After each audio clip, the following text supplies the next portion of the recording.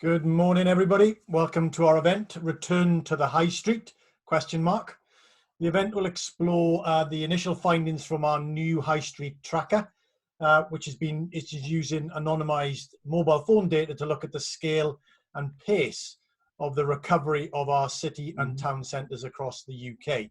In a moment, we're going to hear from two of my colleagues that have been building the tracker and the tool, Valentine and Lahari. As always, the event is being recorded and will be made available on our website after the event, along with the slides that you're about to see.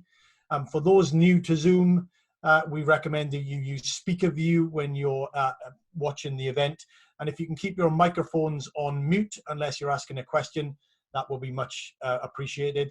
And the hashtag for the event is HS Recovery Tracker. The presentations will take 20 or so minutes, and then we'll have about 30 minutes in the usual way for questions.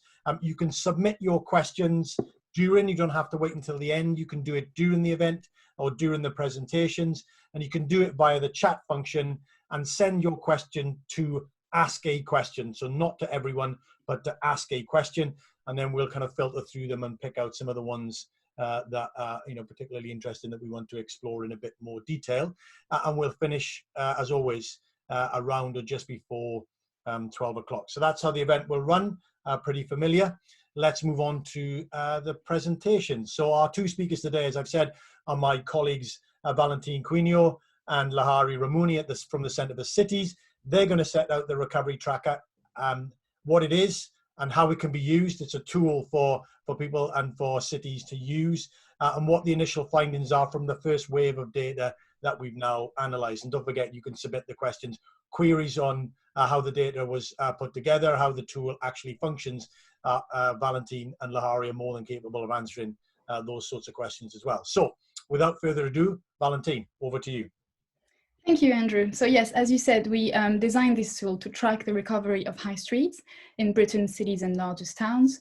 So by looking at footfall before and after the lockdown in city centres, we're able to see how footfall has responded to the lockdown, what are the drivers behind it, and then the tool also allows us to compare cities with each other.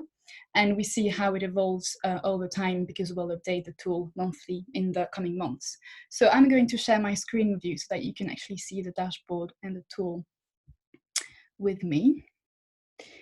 Here we go. So this is the first page you land in when you arrive on the tracker. So the first thing you see on this tracker is this map, which looks at something we call the overall recovery index.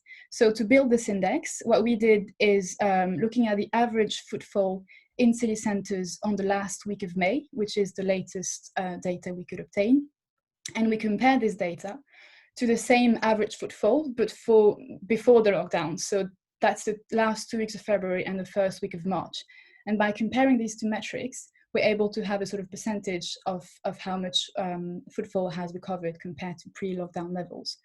So if I go, for instance, to Middlesbrough, and if we just look at the first line, and I'll go in detail for the other lines later, you see that Middlesbrough has recovered 25% of its activity compared to pre-lockdown levels. If I go to Gloucester, it's 36%, and Cambridge, 19%. So the simplest way to read this map is the darker the green, the closer the city centre is to its pre-lockdown levels. We've also displayed here on the right the ranking for the top 10 and bottom 10 cities in terms of return to normal levels or pre-lockdown levels. So you see, for instance, that Aldershot has recovered 57% of its activity, and it's only 11% in Cambridge. So my colleague Lahari will later talk you through the findings and the initial analysis we have. But you can already see, for instance, here that the UK's largest cities, London, Birmingham, Manchester, Liverpool, oh, that happens sometimes. So the UK's largest cities are all located in the bottom 10, which means that they seem to be struggling to recover their footfall. And then the rest of the tool allows you to select different cities and then to see what's happening for different indicators. So I'm going to show you this now. For instance, if we go to, let's say, Birmingham.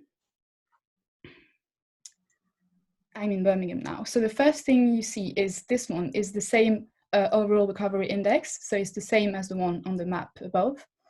And if we simply just look at what's happened before the lockdown, so before this crisis, the first thing you see, for instance, is that activity in Birmingham city centre peaks during the week. So, by the way, I'm sure you've noticed my French accent. So my laptop is in French, which is why the dates are in French, but they should be in English on yours, so you don't have to practice your French.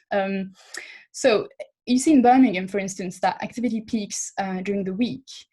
But if I go to, say, Burnley, then in Burnley it's the opposite, and activity peaks in purple here during the weekend. So that first thing gives you an indication on the different roles city centres play across the UK. Now, obviously, the interesting thing on this time series chart is to look at what happened in terms of footfall as a response to the lockdown. So we displayed here on this chart the three main policy decisions around the lockdown, just to see how footfall has reacted to them. So the broad pattern is that every city in the UK has experienced quite a sharp drop here in terms of footfall straight after the lockdown was announced. And this is where we'll hopefully be able to see in the future activity resume. So we look at people located in city centres, but we also have information on where they live. So we don't know exactly where they live, obviously, but we know if they live in the centre, in the suburbs, or outside the city. So using this information, we've been able to make a breakdown in terms of before the lockdown and after the lockdown in terms of where people come from. And the overall pattern here is that in most cities, there's quite a sharp decrease in people coming from outside the city. So you see here in Burnley, it went from 39% to 19%. So this was the overall index. And for the rest of the tracker, we decided to split this index in three different metrics, which are meant to reflect city life. And one of them is obviously working. So for this workers index, we've only looked at people who work in the city centre from Monday to Friday, only during the day. And so it's the exact same time series metric. And we can see here the footfall for workers in city centres. So I'm still in Burnley here, but for instance, if I go to say, let's go to Aldershot. So you see in Aldershot that there was a reduction of footfall from workers after the lockdown, but it seems to be, it was quite stable the whole period during the lockdown, and we can be confident it will increase quite soon. But for instance, if I compare Aldershot to, let's go to maybe Cambridge, it's much, much lower. So you see here that workers have not returned yet to Cambridge city centre. And we have the exact same breakdown here in terms of where people come from before and after the lockdown. Then we also have the weekend index, which now looks at only people in the city centre on Saturday and Sunday, sorry. This is to measure leisure across for people coming in the city centre during the weekend. And once again, we can compare the latest data to the baseline pre-lockdown with the same breakdown here in terms of where people come from. And the last index we have here is the nighttime index. So this time we look for Monday to Sunday, so every day of the week, but only from 7 p.m. to 6 a.m. So that index will be useful to see how people go for drinks on the weekend in town, how people stay in the city centre after work in the evening, for instance. And so we'll be able to see here, especially when pubs and restaurants reopen, we're able to see activity resume here as we go through. And we have the same here breakdown in terms of where people come from before and after the lockdown. So this is the main page of the tool, and I'll show you the second one just now, which allows you to compare city recoveries. So you have here on this page the average for all cities in terms of over recovery. So that's everyone, every day of the week, every time of the day. And then you can actually pick up to 2 different cities and see how they compare with each other and how they compare with the average. So for instance, let's go to maybe Wakefield in here, and let's pick Oxford for the comparison. So you see here, obviously the information here is interesting because this is where we see what's happening now. But you can also see that the reason why Wakefield seems to have a higher footfall at the moment compared to its previous level, compared to Oxford, is because the decrease here was not as sharp as it was in Oxford. So having this sort of time series view allows you to see what happened and how this is a result of everything that happened during the lockdown. So that's it for the dashboard. I'll be happy to share the screen again later during the Q&A session, but for now I'll hand over to my colleague Lahari, who will talk about the initial findings and the analysis we have on this tool.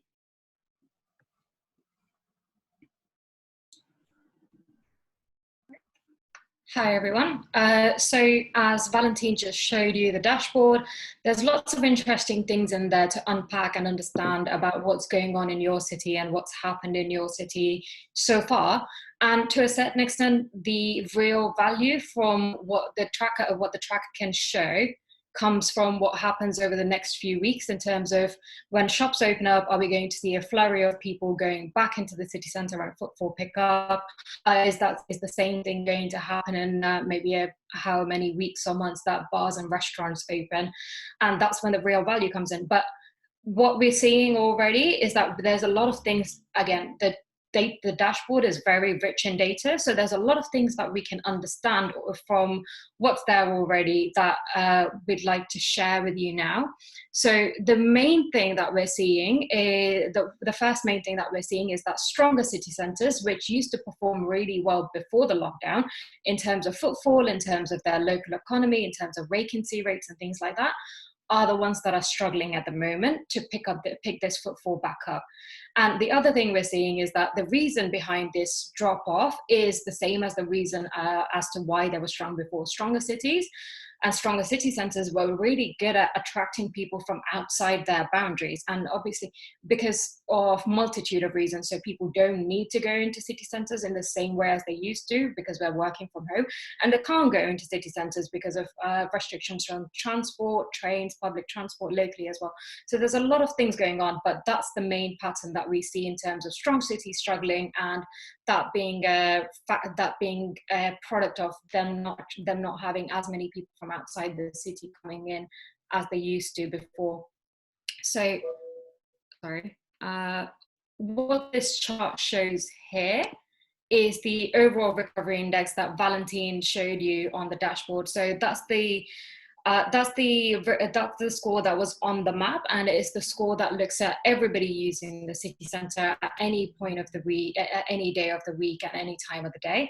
And again, it's showing this. It's showing the same thing, but it's worth noting that there's a huge range in terms of the recovery that places are experiencing. So in Aldershot, on one extreme, we've got 57% of the activity back to what it was pre-lockdown, and in Cardiff, we've got about 11% of the activity of what it was pre-lockdown. Now, if I add information to this overall score about the strength of the city centre before going into lockdown, that's when things get really interesting and insightful. And that is exactly what this chart here does. So this chart here splits cities by the strength of their local economy. Broadly speaking, these indicators that we've used on the X and the Y axis are proxies for the quantity and the quality of the jobs that we have in the city centre. So if you on the top right hand corner, you've got the strong city centres, which have lots of jobs, and they have a larger share of these tend to be higher skilled and higher paid jobs. So that means that there's a lot of people moving about in these city centres, and they've got, you know, a reasonable amount of disposable income in their pockets.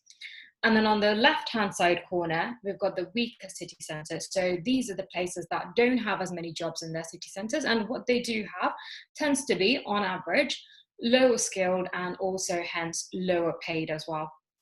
So and then what the bubble size here shows is, well, it's all different. First thing you'll notice is that the bubble for Oxford is much smaller than, say, the bubble for Blackpool, and the Aldershot one is bigger, and it's the overall score that I showed you in the previous slide. And what we notice immediately is that the strong city centres corner has a lot smaller bubbles than the weaker city centre corner, which has a lot bigger bubbles. So stronger cities are actually further away from recovering to their previous levels than weaker city centres. And as I mentioned, this is because stronger city centres were previously very good at attracting people from outside of their city boundaries, and that's the thing that has been hit quite a lot across a lot of cities at the moment. And then if I go on to the next slide, okay. As Valentine was talking through the dashboard, she mentioned that the dashboard not only contains information about where people, well, how many people are in the city centre, but also broadly speaking, where they're coming from. So if we've got segmentation by whether they're from the city centre or whether they live in the city centre, whether they live in the suburbs or whether they live outside of the city. And what I've done in this chart is pull that information on people coming from outside of the city into the city centre. So the lighter purple bars are the shows us the level of the share of people coming into the city from outside before the lockdown. So before the lockdown, places like Cambridge, Oxford, Liverpool, which are all in the top right-hand corner of our strong city quadrant, had a lot of people, about nearly 75 or 75% or more people coming from outside of the city centre. And then on the other hand, you've got places like Barnsley, Southend, Birkenhead, Mansfield and Chatham, which are again in our weak city centre quadrant, and they had just over a quarter of people coming from outside the city centre on a regular basis. And this can be, you know, this is the overall score, so this can be for leisure purposes, to shop around on the weekend, or this can be for work as well. And when we compare the light purple bars and the darker purple bars, the first thing to note is that it's fallen everywhere. There is no single city in the UK where this is not the case, that less people are coming in from outside of the city, and a reasonably strong, high proportion, a high magnitude of people are coming in less from outside of the city than they used to before. And if we look at how that relates to which places are recovering and which places are not, it becomes very clear that it's the places where they've seen the largest falls in people coming from outside of their city are the places that are furthest away from recovery. So if I take us on to this next chart here, so on the x-axis, we've got the overall recovery index. The higher the index, the closer places are to where they were before. The lower the index, the lower the footfall is compared to where it was before. And then on the y-axis, you've got change in people coming in from the outside. And as I mentioned, this has fallen everywhere. So that's why the axis is negative all across, all the way down, and for all cities. And what we see is a positive relationship between the two variables. So what it tells us is that the places that are struggling, or the places that are furthest away from recovery, which we know from what we've just shown you are our stronger cities, are also the places where people used to come from outside the city a lot more beforehand, and they do that a lot less now. So that's all interesting insights. What does it mean? Where do we go from here? And what can be done? And how do we use this analysis to make it into something useful? Well, first thing to say is there's a lot being done on the ground already. So we held a workshop for local councils and members of BIDs earlier in the week, and the resonating feeling that I came back with was that there was a lot going on the ground, and places were acting really, really quickly to prepare for the 15th of June when shops and non-essential shops are allowed to open. There's a lot of things going on, and we've seen similar things happen internationally as well. So, for example, Paris has opened up pavements to be used by cafes and restaurants, and this is something that's being considered by a lot of UK cities at the moment as well. And they're doing similar things with smaller parking spaces that are already in the city, saying if they can open them up and put tables in them so that people can more people can be in the city center at the same time. Similar thing with public squares and plazas or any sort of public realm where you've got it. The other thing they're really focused on at the moment is putting in processes and signage to make people act and feel safe. So obviously, because of the 2-meter social distancing rules, there's the capacity of people to be in the city centre needs to be managed very carefully. And a lot of cities are now putting in, rules like, go left on a street, or signage, or some sort of stickers, or some sort of markers on the pavements to show how far 2 meters is from each other so that people can act and feel safe. But a big consideration for places doing this at the moment is also making sure that this doesn't feel like a sense of emergency, or it doesn't feel like people are being forced or corralled into acting safe or into staying away from each other. It's a lot more subtle than that, and it's a lot more nicer than that. And that's also in keeping with the fact that going to the city centre, going to the shops, as it may be in the next couple of weeks, or going to the restaurant is supposed to be a nice leisurely experience.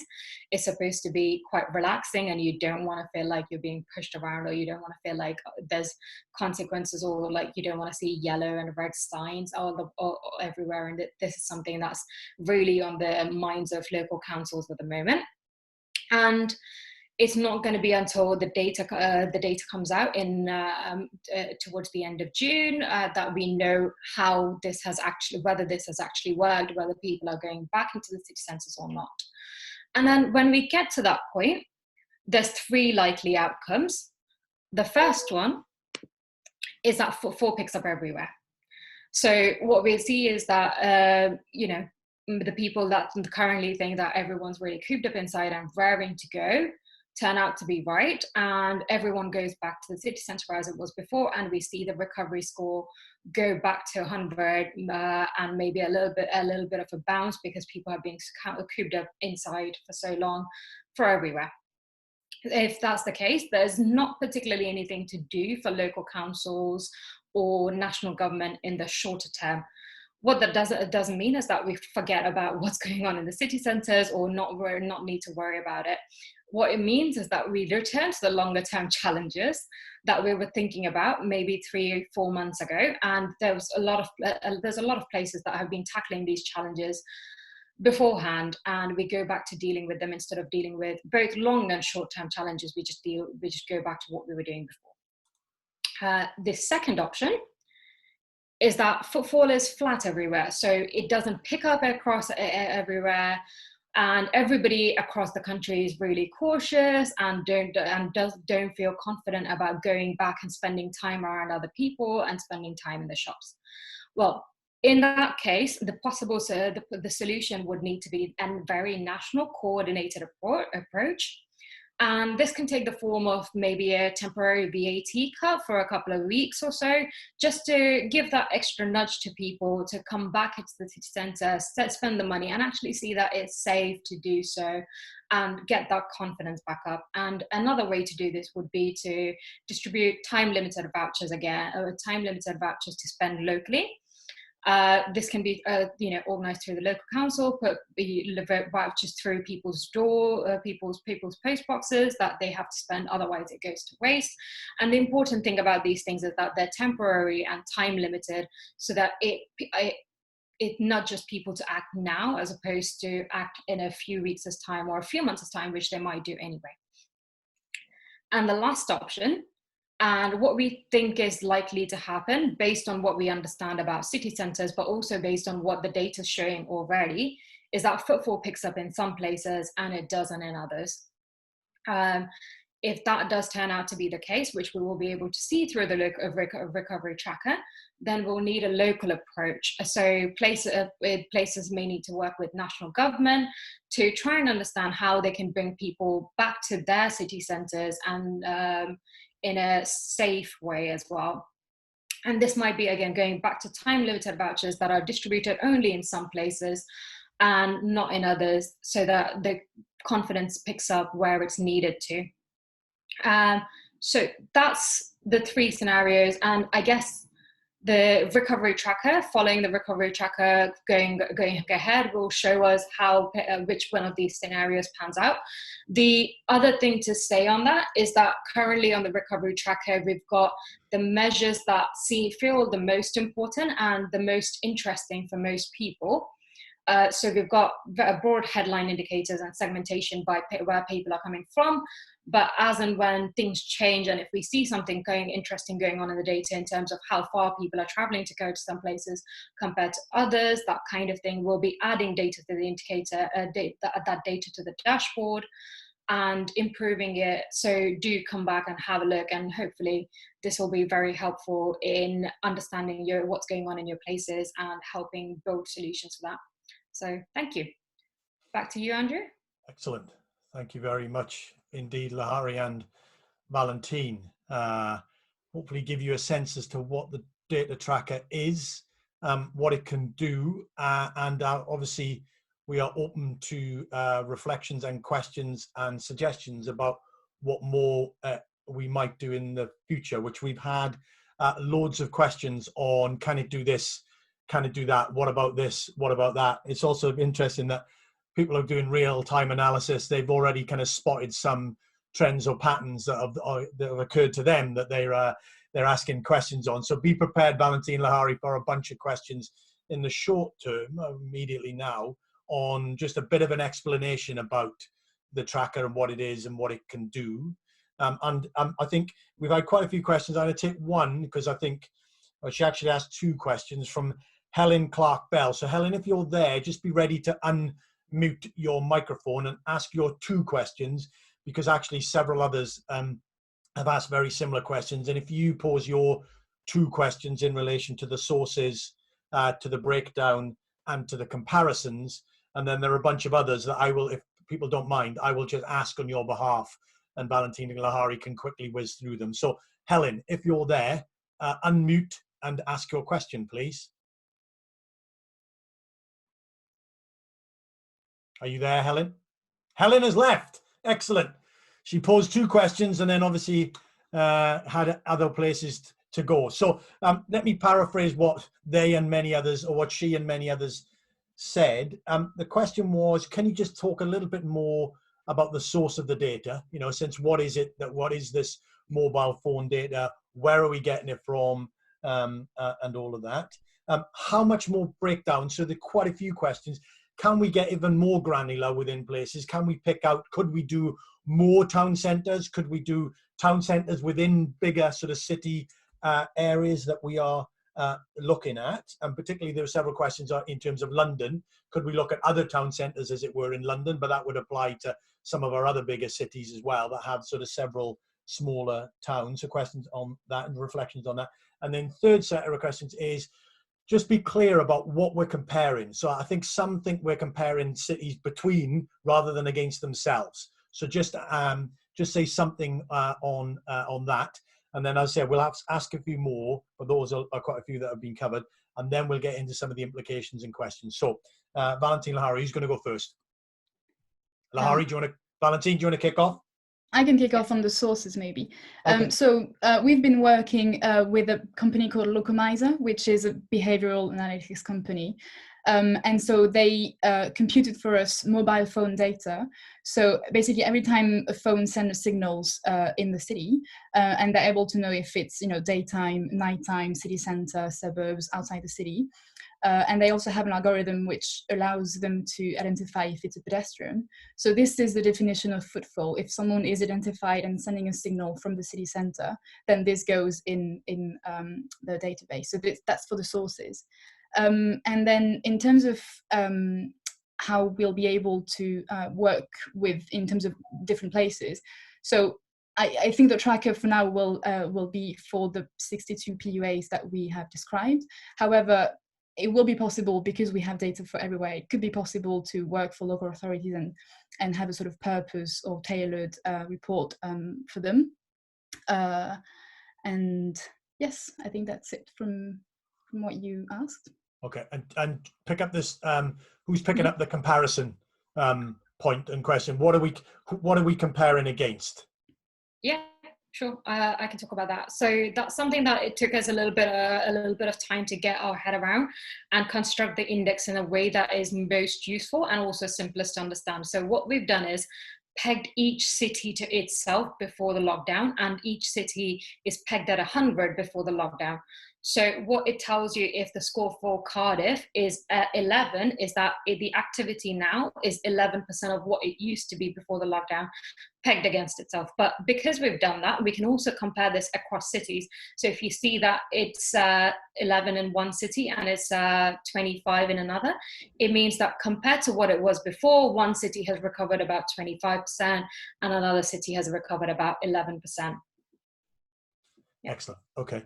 And a related question to that, maybe for you again, Lahari, was we had a couple of questions about, we've obviously looked at just before the lockdown, and then essentially, we're going to track it through at least until the end of the year 2020, maybe even beyond.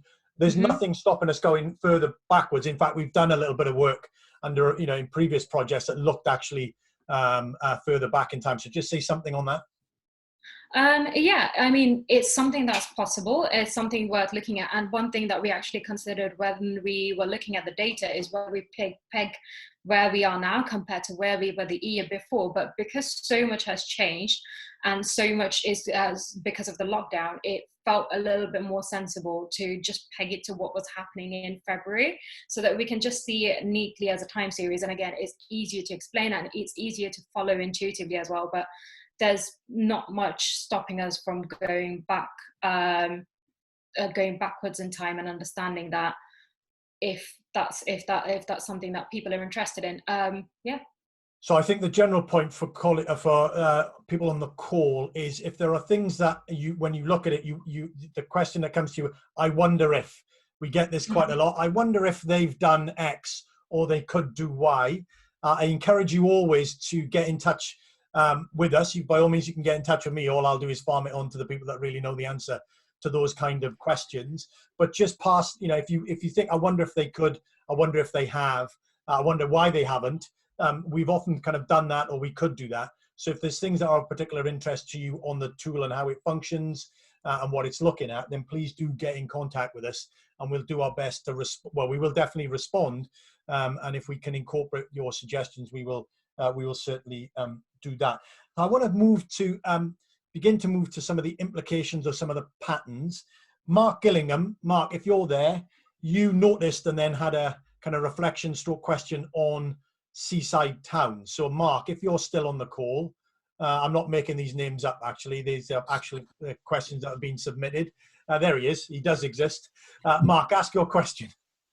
Yeah, it's almost been sort of answered, I think, in the last question, really. I think 3 of the top 5 most recovered locations that we've got there are seaside locations.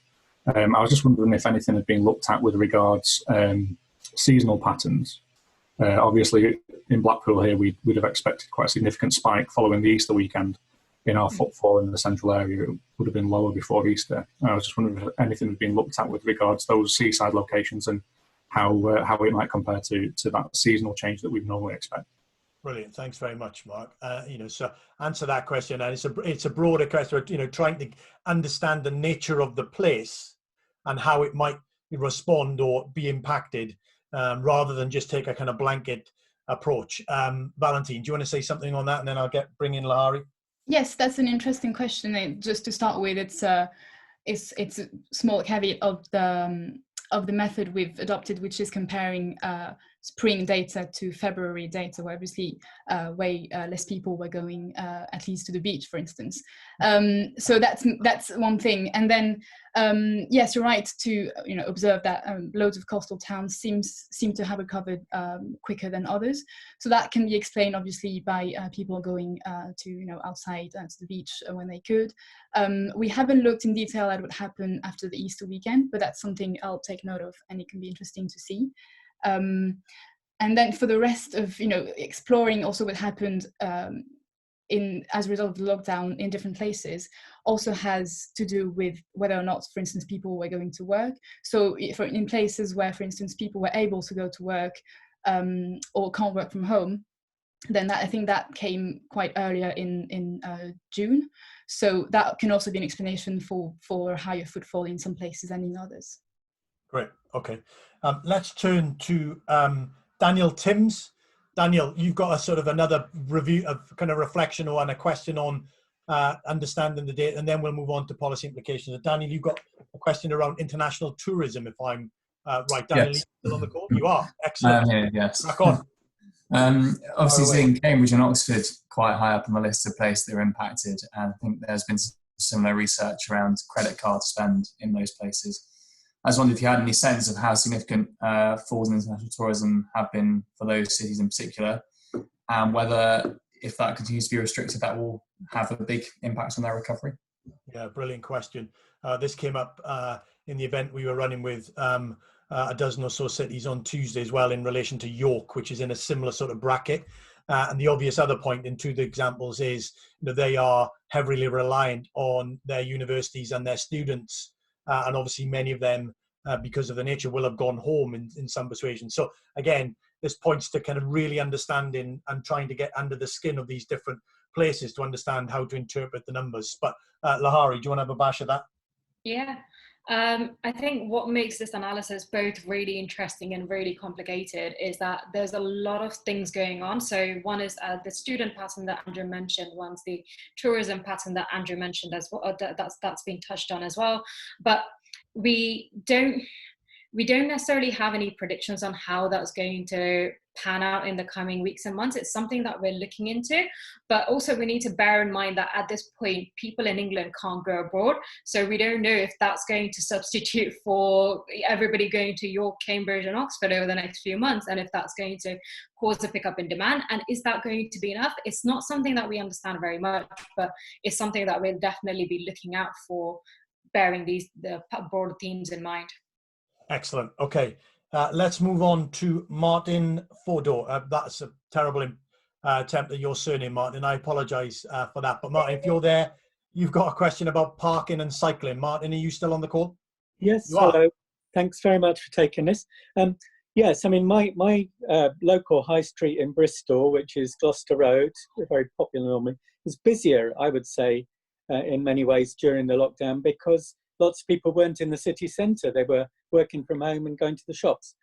But a number of high streets are routes where pedestrian and cycle priorities may be implemented, and that could widen pavements and add cycle routes and so on. That hasn't happened in my local road, but we were hoping it would, because it's very necessary with a busier pavement and distancing and so on.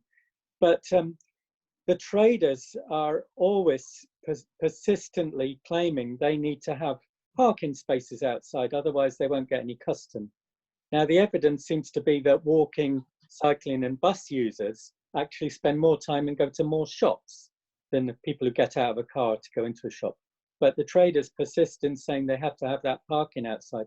How's that going to affect things if we do widen pavements, put tables out as just been discussed, or have cycle routes along transport routes as well? Brilliant. That's a great question, and two particular issues in there which we've heard on several of the events that we've doing. There's, in a sense, the lockdown and the redistribution of people back into their homes, making taking less longer journeys. Does that suggest a revival of district centres that we've often seen been denuded? That's one aspect. And then obviously Martin's second point, which is about the extent to which parking is often in collision with some of the aspirations around walking and cycling. So, Valentine, when you have a go at that, and then Lahari can chip in, because that's a big thought. Yes, that's an interesting question. A few things. I guess obviously we can't block access for cars in roads where they're necessary, and traders need to be able to furnish the shops. But then I think local authorities have tools in their hands to maybe decide which parts of the road will be allocated for traders and cars, and which other parts of the road will be open for terraces, for instance. So that's one thing. And the other thing is that it's also possible to maybe decide to leave the road open for traders, not for parking, but just for dropping off stuff, and then closing the cars for other roads. So that's probably one option, to be able at least to reduce the space that the car uses on roads. Yeah.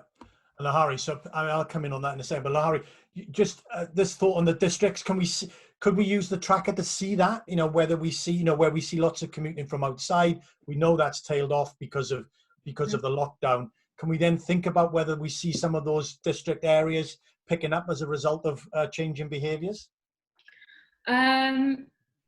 It's definitely possible. It's not something we're doing at the moment because we're focused on the city centres as a place of work and commercial activity and also consumer activity that comes together. Obviously, the lockdown has changed that. So it's not something that, it's not something we're looking at the moment, but it's definitely something that we can think about. And I think it's especially relevant for bigger cities. And I used to live in Bristol, and Bristol's very unique in that it feels like lots of few big villages with their own high streets put together. And I think that for somewhere like Bristol, it would be quite relevant. Excellent. Okay. I mean, my two penneth on your kind of reflection, Martin, in a sense, it's always felt to me in some places that there isn't, it's been articulated that it isn't really a choice, and that parking is incredibly important and car use is incredibly important. I think we're just running through a natural experiment at the minute, which actually proves that the precise opposite is really important. In a sense, we can literally observe what happens when we take cars off the road and what that does and how we might manage that in the future. So I think it's a really kind of good way for us then to not allow behaviors that existed beforehand and perceptions that existed before, and to continue through, and to make sure that we lock in some of the good things that we've seen. Lahari. Could I ask a follow-up there, which is that virtually all the local traders have moved to deliveries if they carried on trading during this time, and the deliveries are mainly cargo bikes, and cycle couriers are booming. And yes, that really does imply a change in dependence on car-borne shopping. Indeed. For certainly local areas, but also wider areas. Indeed, no, particularly. Yeah, Lahari, come back in. I just wanted to come back in on the car and transport question. I think other thing is, we know that city centres play different roles during the week. So they service people who live in the area, but on the weekend, there might be more of a tourist attraction. You might go for a day out to a different city. And I think there, the card aspect does come in, and you do need to provide car parking spaces. But the other option is to have it sort of on the outer edges of the city, where you have maybe like a park and ride or a park and cycle scheme, so that the inner city centre, where you have the trade, is still, air quality is great, traffic is good, and you can still get in, but you sort of mix and match both of those things. Excellent. Okay, and so let's continue in this theme of transport and movement. Nathan Sutton. Nathan, if you're still on the call, you had a question about public transport and its significance, particularly in relation to our big cities, which I think is one of the biggest challenges that our big cities now face in getting their public transport suitably and acceptably safe for people to start using it again. Nathan? Yes, I'm still here. So there's many big cities, say Manchester, Liverpool, Birmingham, for example, where travel to the city in cars generally hasn't happened because of the expense of parking.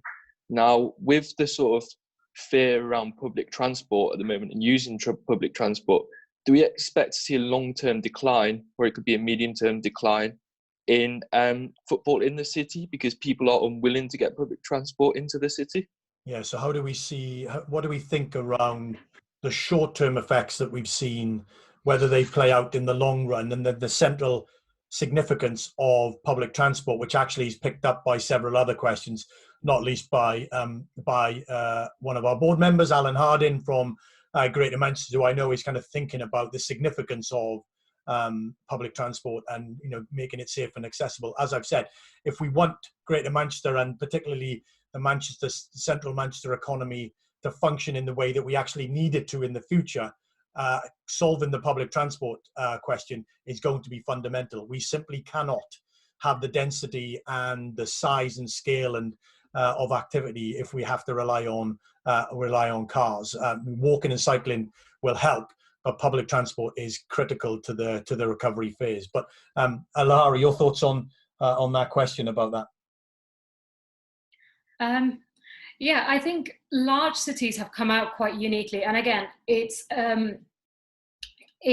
sort of within the analysis, but the city centres of larger cities tend to be a little bit stronger, and they also are a bit more reliant on public transport. So in terms of footfall, we've actually been hit twice. So I think on average, we've seen footfall recover to about 22%, whereas in large cities, if we just take those as a bunch, it's at about 16%. And in the short term, it actually looks like they might be hit harder than the smaller and weaker city centres, because the kinds of jobs that you have in those city centres are the kind that you can do from home, and you might be able to do from home for longer. So it might be that people come back to the city centre only for leisure purposes, as opposed to coming for work and leisure, as the case may be in the smaller and weaker places. So the recovery might need a little bit longer, but when we get to the long term, and when we get to a time we can all go back to offices, whenever that may be, the fundamentals of why these places were successful and why the retail and the leisure sectors in these places were successful will be there and a little bit more robust. So the footfall that it brings means that there's people who pop into cafes for lunch, or shops in the evening, and that fundamental shouldn't really change. Excellent. Okay, let's go to Peter Quirk, which Peter, if you're there, you've got a question which actually, Valentine, you can definitely take, because it refers to initiative in France. Peter, are you there? Peter is not there, but that's a shame. Is he there? No. Okay, Valentine, I've set you up, so I'm going to ask the question anyway. He basically said the 15-minute initiative that Paris is particularly keen on. Is there anything in that we should be looking at seriously? And is there a substantive sort of policy initiative there, or is that just aspiration? I think it's a very interesting idea, but at least if it was meant, if we want to compare London and Paris, because they're both capitals, it's quite difficult because London is much, much bigger than Paris. That being said, there's a way we could, envision that London in the future will be not just around the city, but having sort of loads of, and it already has in some ways when you look at Old Street, for instance. So having sort of different centres where people go to work, which are not all around the centre of London, where thousands of people commute to every day. I wouldn't know exactly how that can be replicable to other cities in the UK, but I would say it's an interesting idea, and it's a way to combine loads of things that we want cities to look like in many different ways, in terms of commuting, people being able to walk, people being able to cycle to work, and to have all the amenities cities offer in a very closer radius. And that's, I think, an interesting idea. Okay, very good. We should always be looking overseas for policy initiatives and ideas where you can see what different places are responding actually quite quickly in many respects to some of the challenges that they have. Again, something that we are actively doing for places across the country. Let's go to Edward Hicks. Edward, you've got a question about strong and weak places, and should there be differential approaches to them in the recovery phase? Edward. Yes. Do you think that different approaches and policies will be needed if the recovery continues, as your data has shown, to be slower in the formerly strong city centres than if it ends up, in fact, the recovery is slower in weaker city centres? You've talked about some of the differences in how they structure, but does that lead into different policies that we'd need to adopt? Yeah, excellent. Good question. Lahari, different places performing differently. Do we need to think about policy that equally performs differently or responds differently? What are we going to do at centre cities if we don't do that? Treat everywhere the same. It's all flat. Don't worry about it. Yeah, I mean, that's exactly why we put something like the recovery tracker together, and that's pretty much what we try to do within the organization. There's different things happening across the country. The recovery is not any different. And I think what we're really trying to do with this is that make that response time and the gap between things happening and the people responding a lot shorter, because these things can change really quickly and there's a need for coordination as well. So yes, we'll need a slightly different approach for strong city centres if they're struggling in the shorter term compared to the weak ones. But again, that needs to be combined with public health consideration, how we manage public transport. We don't want to get people into public transport if they don't feel safe to, and if it isn't actually safe to. But in the longer term, that brings us back to the previous challenges that we had before the crisis, is that the places were on different trajectories, and that's something that we can't forget about, and maybe use current shifts as an opportunities to sort of lead into those changes. Yeah, no, absolutely right. And, part of the recovery tracker work that we've been doing is precisely that. And it's really trying to grapple with, and the answer is not obvious or clear just yet, or I think it becomes clearer literally on a day-by-day basis, is trying to understand whether the fall off, as it were, in demand is temporary and or short-term. And in a sense, as things evolve and open up, that a significant proportion of that demand or the behaviours that we saw return to some kind of normality, albeit with changes, as opposed to whether the changes now that we are experiencing or we've experienced become permanent in some ways and are therefore long term. And you can see that just very simply in the way that we're going to have to deal with the furlough system as it begins to unwind, and the degree to which whether people who are currently furloughed go back into work, or indeed those that are currently furloughed essentially go onto the unemployment register or universal credit, and the kind of demands and conditions and interventions we will need to make just at that level, will be quite fundamentally different in that respect. So keeping a very close eye on the nature of the recovery and indeed the timing of the recovery is really, really quite critical. And we might need to think very carefully about certain types of recovery that we actually desperately need from an economy point of view, and from a national point of view, may require longer or different types of support than maybe others, where actually we're trying to help people transition out of no longer being in work because the job has disappeared into another type of employment where the growth is relatively strong or is growing. So it's a real big question, I think, around trying to understand the nature of that. And for certain, all of our work, both in the current context and previously, tells us that it is quite fundamentally different in different parts of the country, and indeed in different parts of cities, particularly our big cities. Even within our big cities, they do not function in the same way. They do not have the same cycles of activity. So really trying to understand what's going on in them is going to be really quite critical.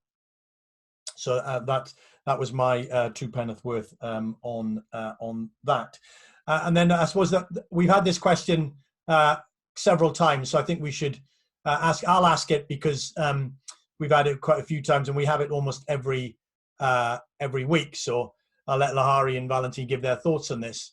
Is the extent to which we think the working from home experience is long-term and fundamental in nature, and therefore calls into question at the kind of extreme end the very nature of our cities, and particularly some of our bigger cities. So away you go, Lahari, and then I'll get Valentine to offer her final thoughts on that. Yes. So are we all going to work from home forever? I don't know, but what I do know is that before the crisis, a very small proportion of the economy was actually working from home. It ranges across different cities, but it's about 5 to 10%. And then when working from home was instated, we did a little bit of work in trying to understand how many people in each city can actually work from home. And it feels like that when we're all on a Zoom call, but it is absolutely not everyone. And in some cities, it's about 50%. In some cities, it's about 20%. So even if a reasonable share of the people that are currently working from home change practices and do continue from working from home, it's not a dramatic shift in how city economies work.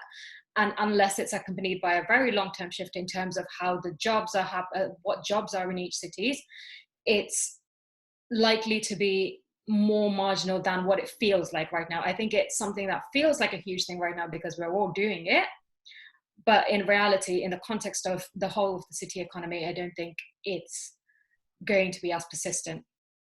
Yeah. Valentine, your thoughts on that? Yeah, I mean, I think Lahari said everything, but our position on that is that if things change, and they will probably change a bit, but it will be marginal change. And if anything, it can actually help, cities, for instance, being less congested, public transport being less congested. So, I don't think people will continue working from home 5 days a week. So if it turns to something where we work from home 1 or 2 days a week, for instance, that's not going to change the reason why workers locate in cities and why businesses locate in cities for all the benefits they offer in terms of knowledge exchange and amenities and everything. So the change will probably be there, but it will be marginal. It's difficult to predict the future, but that's our take on that. Yeah, no, quite. I've been on several Zoom events like this where I've been in the audience rather than hosting it. I've seen several surveys of those participants on the call as to how much of what percentage of the working population do they think could work from home. And invariably, those on the Zoom call think that it's about 70%, 70%, which just tells you about selection bias on those that are in the kind of events that we are running today. Just in reality, the city with the biggest number of people working from home is Brighton. There are a couple of others, but Brighton is it.